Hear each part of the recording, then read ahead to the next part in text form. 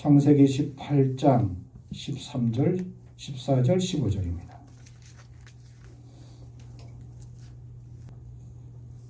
함께합니다. 여호와께서 아브라함에게 이르시되 사라가 왜 웃으며 이르기를 내가 늙었거늘 어떻게 아들을 낳으리요 하느냐. 여호와께 능하지 못한 일이 있겠느냐. 기한이 이르되 내가 내게로 돌아오리니 사라에게 아들이 있으리라.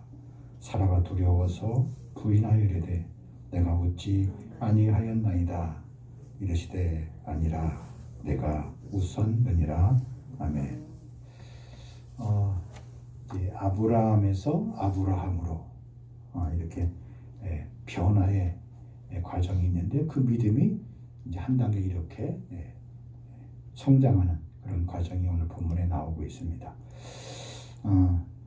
아브라함이 이렇게 늘 하나님의 말씀대로 살면서도 또 때로 고민하고 걱정하고 근심하고 갈등했던 그런 모습을 우리에게 보여주고 있는데 우리 하나님은 참 좋으신 하나님이에요.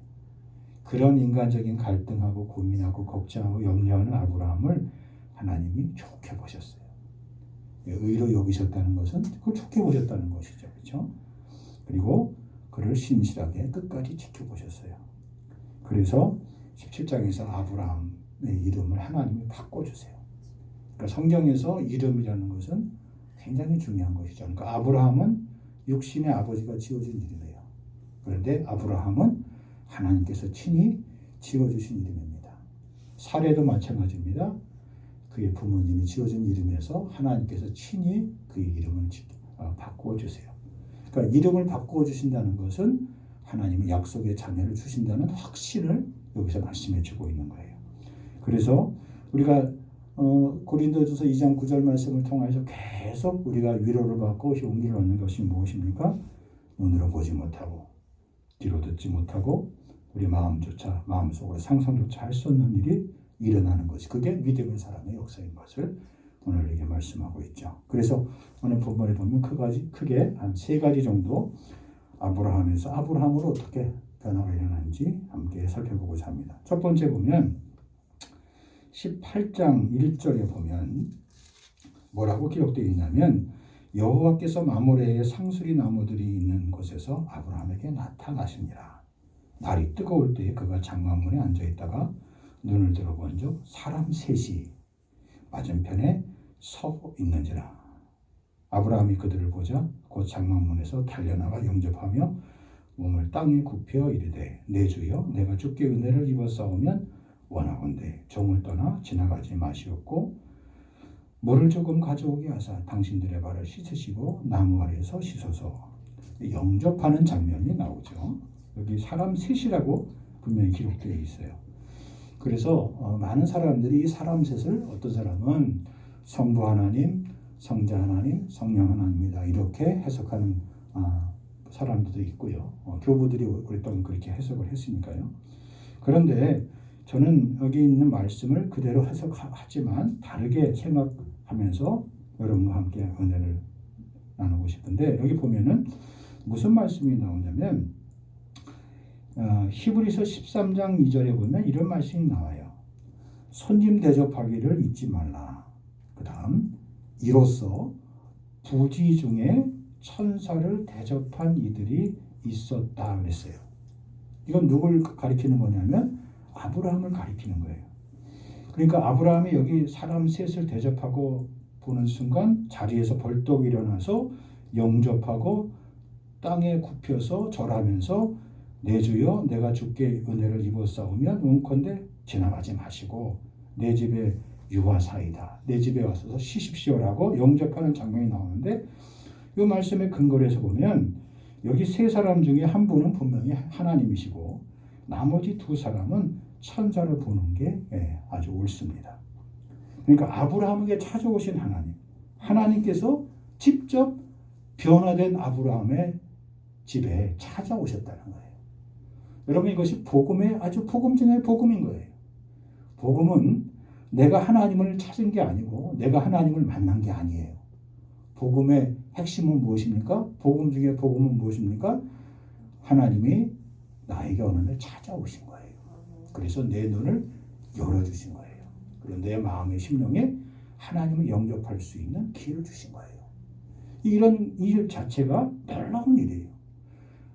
전에 눈으로 보지도 못했고 귀로 들어본 적도 없고 마음속으로 꿈조차 꾸지 못했던 일들이 일어나게 된 거예요. 그 아브라함에게 찾아오신 하나님은 어떤 하나님이냐? 바로 우리가 믿는 말씀하시는 하나님이에요. 말씀하시는 하나님. 우리가 외롭고 힘겨워할 때 똑똑히 음성을 주시는 하나님이에요. 내가 절망했을 때 힘을 주시고 용기를 주시는 하나님이에요. 내가 인생의 갈 길을 잃어버리고 방황할 때 살 길을 가르쳐 주시는 하나님이십니다. 내가 무섭고 두려움에 떨어버리고 있을 때, 사로잡혀 있을 때, 오늘 본문 2절 말씀 13장 18장 14절 말씀에 여호와께 능하지 못한 일이 있겠느냐. 이날 개역성경에는 여호와께 능치 못한 일이 있겠느냐 그렇게 말씀하고 있어요. 전능하신 하나님, 하나님께 능치 못한 일이 있겠느냐.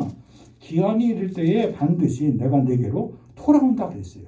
그리고 사라에게 반드시 아들이 있으리라, 자손이 있으리라고 그렇게 말씀하신 하나님이에요.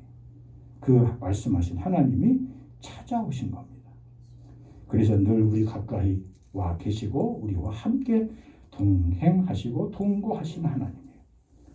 우리는 아브라함의 집에서 하나님께서 이렇게 찾아오셔서 말씀하시는 하나님, 그리고 아브라함과 함께 식사하시고 음식을 나누시는 모습이 나타나고 있습니다. 이 모습이 어떤 모습입니까? 구속의 역사를 보면 먼 훗날 사람의 몸을 입고 이 땅에 오셔서 온 세상의 인류의 모든 죄를 지시고 십자가에 달리신 예수 그리스도를 미리 보여주는 모습이에요. 그 예수 그리스도, 그 말씀에 되신 하나님이 이미 창세기에 있는 아브라함에게 찾아오신 그 하나님, 바로 그 하나님, 그 말씀의 하나님이 바로 우리가 믿는 하나님이신 것을 여기 말씀을 통해서 알게 됩니다. 아브라함의 하나님, 이삭의 하나님, 야곱의 하나님이 곧 우리 하나님, 나의 하나님인 것을 여기서 말씀해 주고 있어요. 하나님은 어떠한 분입니까? 늘 가까이 나와 함께 동행하시는 하나님.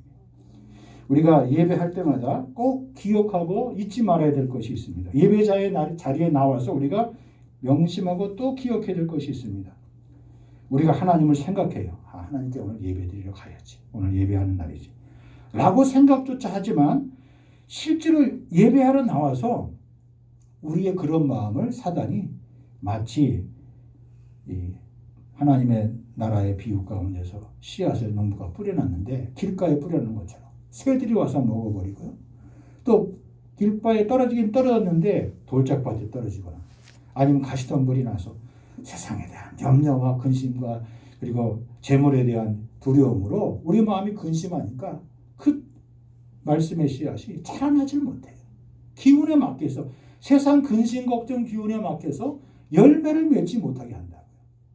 우리가 그런 사실을 기억할 때 기억해야 돼요. 하나님은 우리와 함께 하시는 하나님. 하나님은 사람이 어떻게 개념적으로 연구해서 만든 그런 이성인 어떤 그런 이론이 아닌 거예요. 하나님은 늘 우리에게 말씀하시는 하나님, 그리고 우리가 볼 수 있는 하나님이고 그리고 만질 수 있는 하나님입니다. 욥의 고백을 들어보세요. 욥의 결론이 뭐예요? 욥기 42장 5절에 보면 욥이 이렇게 고백하죠. 내가 죽게 대하여 귀로 듣기만 하였사오나, 그 다음 보세요. 이제는 뭐로 본다 그랬어요? 눈으로 주를 배웠나이다 그랬어요. 이게 변화된 믿음이에요. 아브라함에서 아브라함으로 바뀐 믿음의 모습입니다. 내가 지금까지는 귀로만 계속 하나님을 듣고 믿었었는데 이제는 하나님을 내 눈으로 직접 만나보게 되었습니다. 고난 가운데, 죽음 가운데, 절망 가운데 찾아오신 하나님, 그리고 나와 함께 계시고 나를 떠나지 않는 그 하나님을 내가 눈으로 똑똑히 보게 되었다는 겁니다. 아브라함이 놀랍게도 사람의 모습으로 오신 하나님을 그가 알아보고 알아차리게 됐어요. 그리고 직감적으로 알게 돼서 그가 주저하지 않고 다름질하여서 하나님을 영접하게 됩니다. 사실은 그래서요, 아브라함이 이런 눈이 뜨게 된 연유로 인하여서 18장 뒤에 후반절에 16절부터 나오는 소돔성이 멸망할 때 자기 조카를 위해서, 식구들을 위해서, 친족들을 위해서 하나님 앞에 뭘 해요? 기도할 줄 알게 돼요. 지금까지는 아브라함이 자기 문제, 자식이 왜 안 생기느냐. 자기 문제를 가지고 씨름했는데 하나님께서 자기에게 찾아오신 그 경험을 하게 하나님을 영접하고 난 다음에 그의 눈이 밝아졌어요. 그의 눈이 떠졌어요. 이제는 누구를 보게 됐어요? 세상을 보게 됐어요. 자기 주변에 있는 형제와 자매와 이웃들을 돌아보게 됐어요. 그들의 영혼을 생각하니까, 그들의 삶의 자리를 생각하니까 저건 지옥이야, 저건 멸망이야. 견딜 수 없는 마음이 생겨요. 그래서 하나님 앞에 간절히 기도하잖아요. 의인 50명, 의인 45명, 의인 40명, 30명, 20명, 10명까지 하나님과 그렇게 줄다리기를 하면서 기도하는 모습이 나와요. 달라졌죠. 변화됐죠. 왜요? 하나님을 만나 뵙고 나니까 하나님께 기도할 뭐가 생겨요? 힘이 생기는 거예요. 기도할 뭐가 생겨요? 능력이 생기는 거예요. 하나님 앞에 부르짖을 수 있는 그 마음의 자세가 생기게 된 겁니다. 이런 믿음의 복이 올 한 해 가운데 저와 여러분에게 나타나길 주의 이름으로 간절히 축복합니다. 두 번째는 하나님의 능력을 맛보게 되었어요.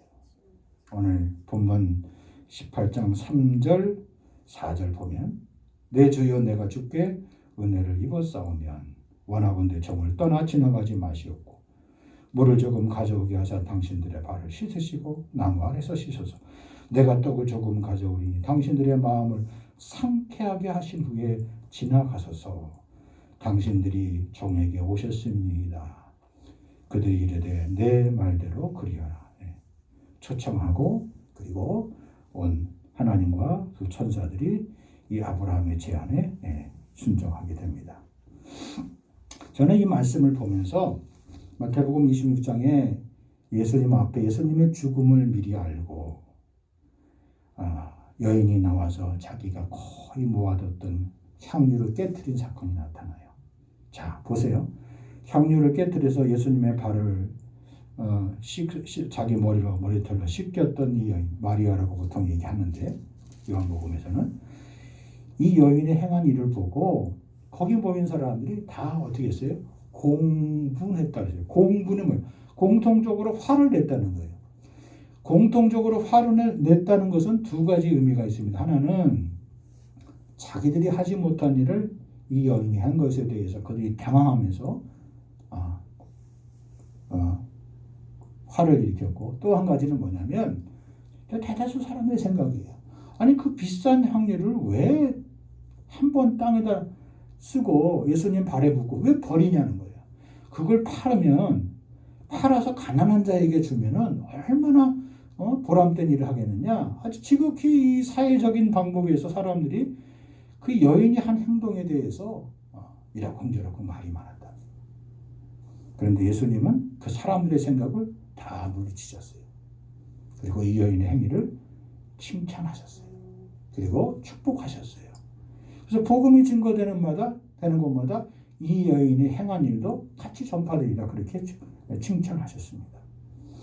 그리고 보세요. 하나님의 영을 받지 못한 사람들, 하나님을 만나뵌 기억이 없는 사람들은 이 여인이 드렸던 참 예배의 모습을 이해할 수 없었어요.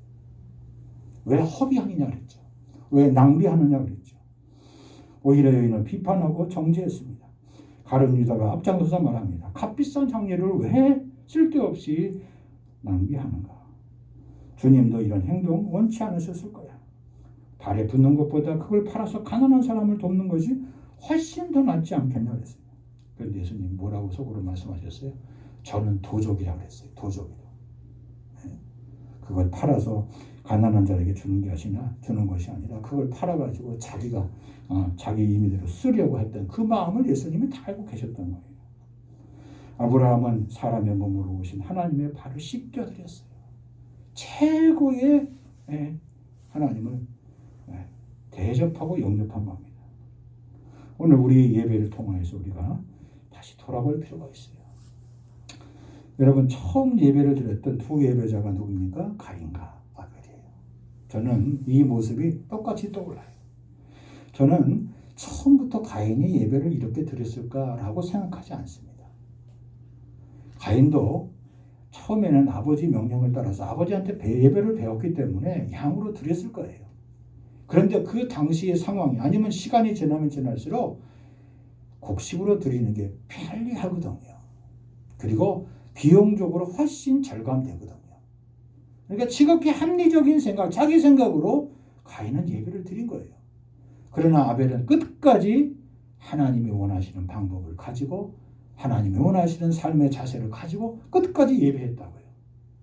여러분 좀 비약적인지 모르겠지만 여러분 냉정하게 생각해 보십시오. 저도 마찬가지고요.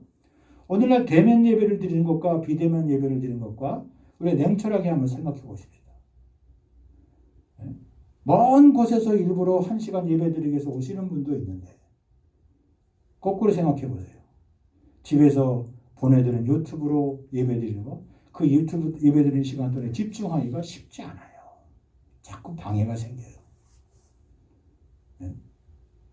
그게 여러 가지 면에서 우리가 오늘 시사하는 바가 큰 거예요. 하나님은 이렇게 자기에게 예배하는 자를 어떻게 하신다 그랬어요? 찾으신다 그랬어요. 하나님께서요. 수많은 예배자 가운데 하나님이 예배자를 다 받으신다고 하지 않고 세상에 수많은 예배자가 있어요. 다 자칭 예배자예요. 나는 하나님을 예배하는 예배자입니다. 내가 서 있는 거 어디서나 나는 하나님을 예배합니다. 다 찬송을 그렇게 부르죠.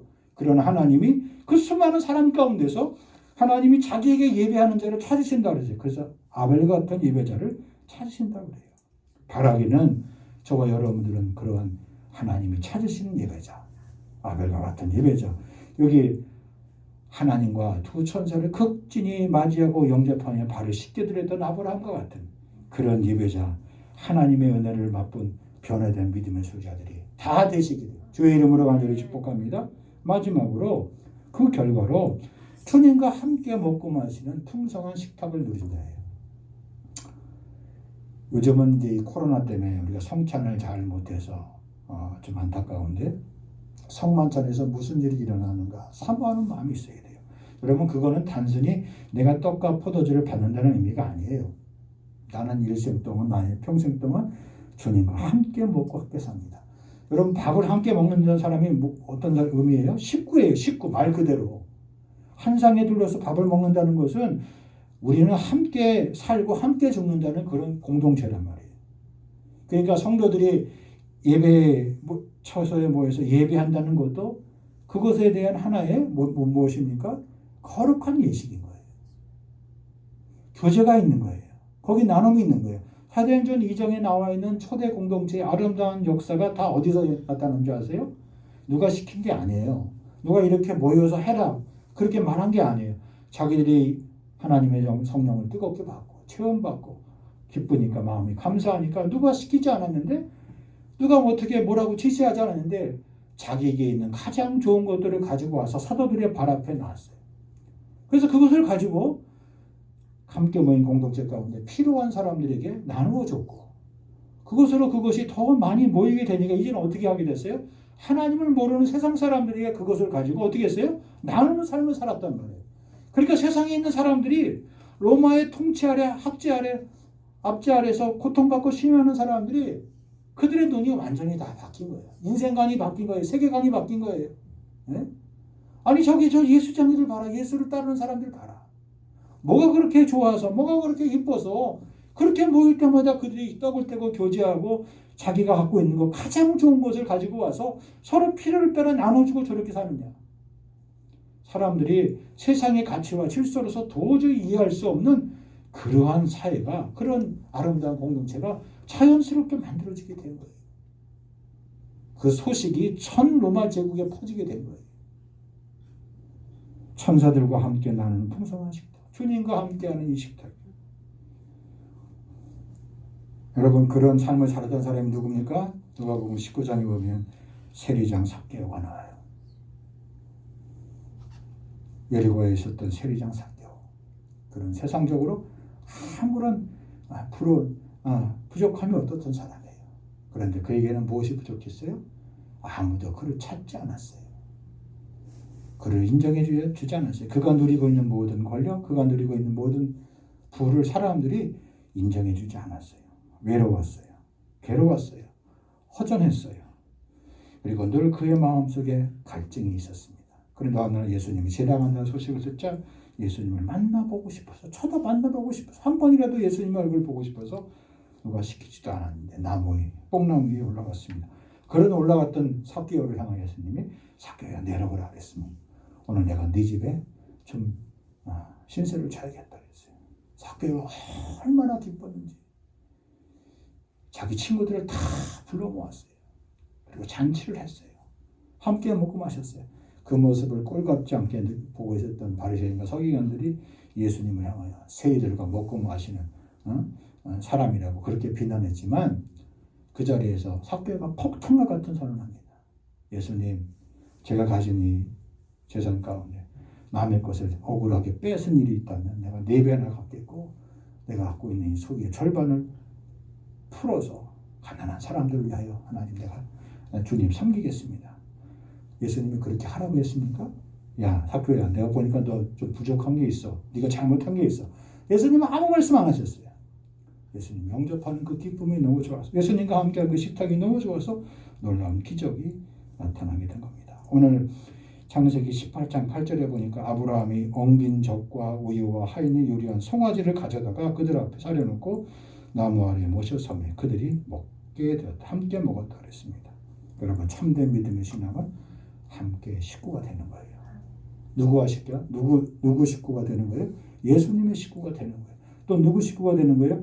예수님을 믿는 사람들과 함께 식구가 되는 거예요. 함께 웃고 함께 울고 함께 염려하고 함께 격려하는 삶이 되는 거예요. 그게 진정한 믿음의 신앙 공동체가 되는 거예요. 올 한 해 우리 영광교회를 통하여서 하나님이 인정하시고 하나님이 기뻐하는 하나님의 천사들이 여러분이 모여 예배할 때마다 여러분이 기도할 때마다 여러분이 찬송할 때마다 여러분이 있는 삶의 자리에 함께 찬송하고 함께 먹고 함께 웃고 함께 기뻐하고 함께 격려하고 함께 웃을 수 있는 믿음의 공동체, 사랑의 공동체, 소망의 공동체가 다 되길 주의 이름으로 간절히 축복합니다. 아브라함으로 변화해서 나타난 이 놀라운 세 가지 축복의 변화의 증거들이 여러분과 저의 삶 가운데서 반드시 나타나길 주의 이름으로 간절히 축복합니다. 하나님 아버지 은혜 사랑 감사합니다. 아브라함이 아브라함으로 바뀐 것처럼 사례가 사라로 바꾼 것처럼 하나님이 그의 인생을 바꿔주신 그 놀라운 기회를 하나님 우리가 함께 나누었습니다. 하나님 우리 모두에게도 이 놀라운 구원의 역사, 생명의 역사, 믿음의 증거 역사들이 주님 나타나게 하여 주시고 이 믿음의 주인공들 삼아 주시옵소서. 이제는 부활이요 생명 되신 주 예수 그리스도의 은혜와 아버지 하나님의 크신 사랑하심과 성령의 감동감화 교통 충만케 하시니 날마다 하나님을 모시고 살 수 있는 아름다운 믿음의 공동체, 새 기쁨의 공동체, 새 기쁨의 가정들 되기를 주님 앞에 약속하고 나아가는 10년 위에 생애 위에 가정 위에 인생 위에 세우신 교회 위에 길이 함께하여 주시옵기만을 간절히 축원하옵나이다. 아멘.